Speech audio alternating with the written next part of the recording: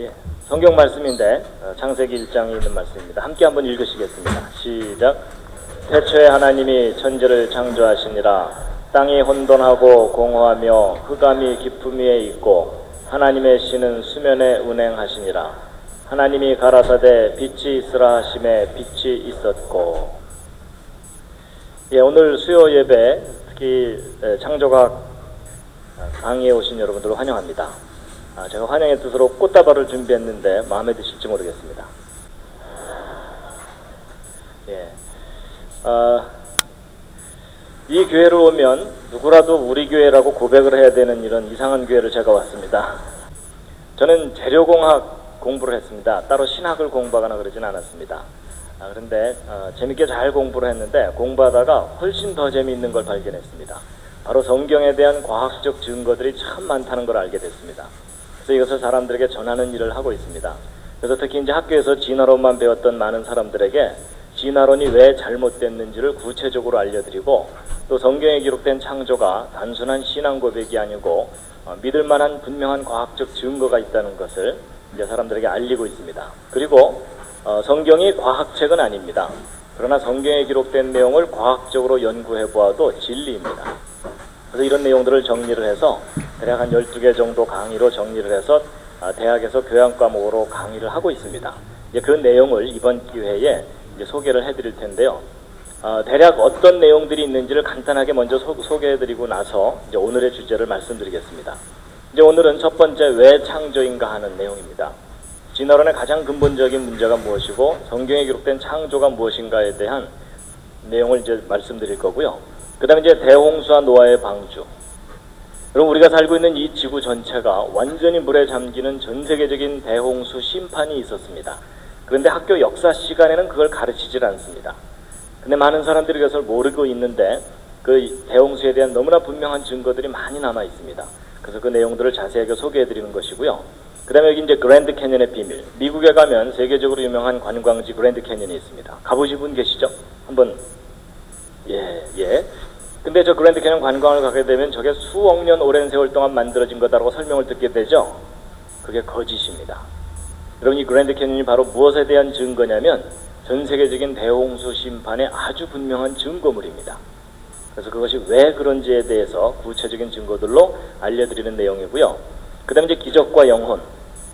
그러면 성경을 보면 예수님께서 물 위를 걸어가시고 물로 포도주를 만드시고 그런 내용 나오죠? 믿으십니까? 일단 아멘으로 버티고 계시죠? 그렇게 믿지만 설명해보라 그러면 설명하기 어렵죠. 예. 그리고 믿지 못하는 사람 설득하기도 쉽지 않고요. 그런데 여러분, 저는 예수님의 기적을 증명은 못합니다. 제가 뭐 물 위를 걸어가거나 이러지는 못하지만 예수님의 기적을 과학적인 원리로 여러분이 이해하실 수 있도록 설명을 해드릴 수가 있습니다. 이게 무슨 얘기냐면 성경에 나와 있는 기록들이 황당한 이야기가 아니고 믿을 만한 이유가 있고 근거가 있다는 것을 이제 말씀드리는 겁니다. 그리고 이제 영혼도 마찬가지입니다. 사람이 영혼이 있다고 얘기하죠. 옆에 있는 분 한번 살짝 보시죠. 영혼이 보이십니까? 시커멓습니까?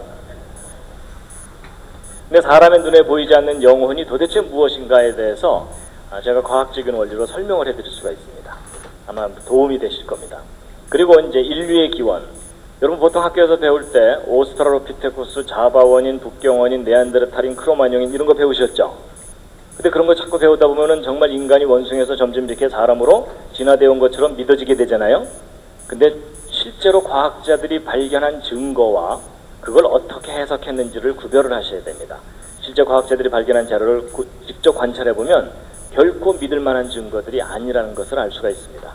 그래서 그걸 다 이제 확인시켜드리는 내용이고요. 그리고 또 성경의 기록이 옳다면 지금 현재 지구상에 살고 있는 흑인종, 백인종, 황인종은 같은 조상에서 나와야 되잖아요. 특히 이제 노아의 후손 중에 인종들이 나누어져야 되는데 어떻게 같은 조상에서 다양한 인종이 나눠질 수 있는지에 대해서도 과학적인 원리로 이해하실 수 있도록 설명을 해드릴 겁니다. 많이 구워서 까맣고 이런 거 아닙니다. 그 다음에 이제 한자와 창세기. 저것은 무엇이냐면 우리가 이제 사용하고 있는 이 한자들이 다 뜻을 갖고 있는 글자들인데 저 한자를 연구해보고 나서 깜짝 놀란 게 뭐냐면 저 한자들 속에 에덴 동산 이야기, 아담 하와 이야기, 선악을 알게 하는 나무 이야기, 창세기의 이야기들이 고스란히 담겨 있습니다. 심지어 예수 그리스도 메시아에 관한 내용까지도 한자에 구체적으로 담겨 있습니다. 아마 저 내용 자세하게 들으면 많이 놀라실 겁니다. 놀랍게도 이 한자를 발명한 사람들이 노아의 후손들입니다. 그리고 공룡과 성경을 믿는 사람들은 공룡에 대해서 어떻게 생각하는 것이 옳은가 하는 내용입니다. 여러분 기억나시니까 퀴즈를 하나 드리겠습니다. 그 노아의 홍수 때 노아의 방주라고 하는 큰 배를 만들어서 육지 동물들을 종류별로 한 쌍씩 실었다 그러죠? 자, 퀴즈입니다. 여러분 노아의 방주에 공룡을 실었을까요? 안 실었을까요? 옆에 있는 분과 한번 상의해 보시기 바랍니다. 자, 확인 한번 해보겠습니다. 1번 실었을 거다, 2번 안 실었을 거다, 3번 잘 모르겠다. 이 중에 택하시면 됩니다. 자, 1번 노아 방주에 공룡 실었을 거다. 그 중에 내가 봤다. 그런 분 없으시고요. 자, 2번 안 실었을 것 같다. 그쪽이 훨씬 더 많으시죠? 예, 내려주시고요. 예, 3번 잘 모르겠다. 요즘 아무 생각 없이 살고 있다.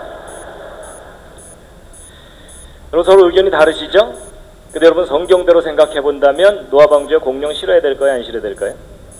성경대로 생각하면 실어야 됩니다. 하나님께서 6일 동안 이 모든 세상 창조하실 때 동물들 만드셨잖아요? 그럼 그때 공룡도 만드셨어야 되죠. 그럼 하나님께서 공룡 안 만드셨는데 공룡들이 돌아다닐까요? 하나님 깜짝 놀라셔갖고 쟤네들은 뭐냐?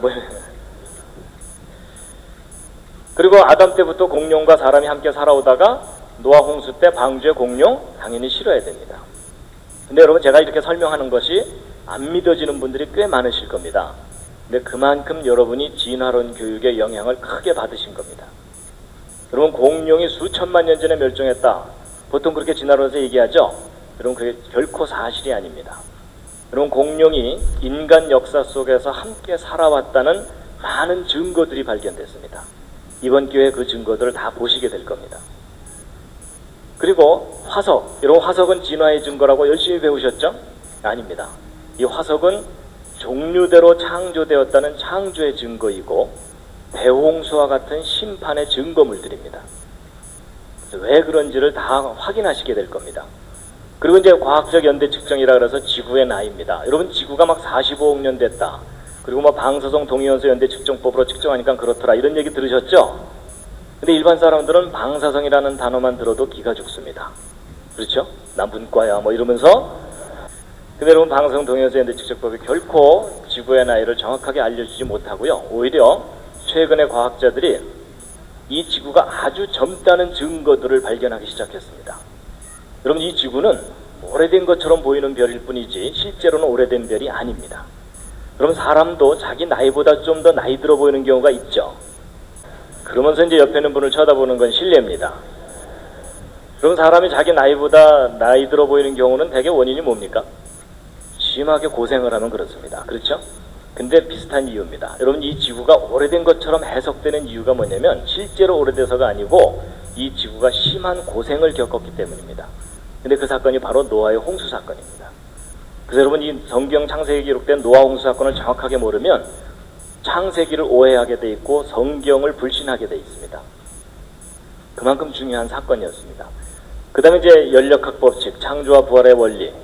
여러분 과학의 법칙들은 성경이 옳다는 것을 강력하게 뒷받침해 주고 있습니다. 그 다음에 이제 창세기 1장 1절의 비밀. 이건 무엇이냐면 여러분 기독교인들이 성경은 하나님이 인간에게 주신 거룩한 말씀이라서 1.1획도 틀리지 않는다. 이런 신앙 고백을 하죠. 근데 그렇게 신앙 고백하지만 그렇다는 객관적인 증거가 있느냐 이렇게 질문을 받으면 별로 할 말 없으시죠.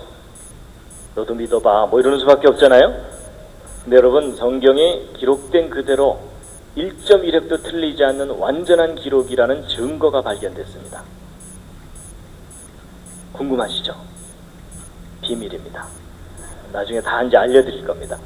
그 다음에 동방박사와 메시아의 별. 저건 뭐냐면 역사를 섭리하시는 하나님에 대한 아주 구체적인 증거들인데요. 뭐냐면 여러분 2000년 전에 예수님이 이 땅에 오실 때 예수님이 오실 시간과 장소를 가장 정확하게 알고 찾아왔던 사람들이 동방박사들이죠.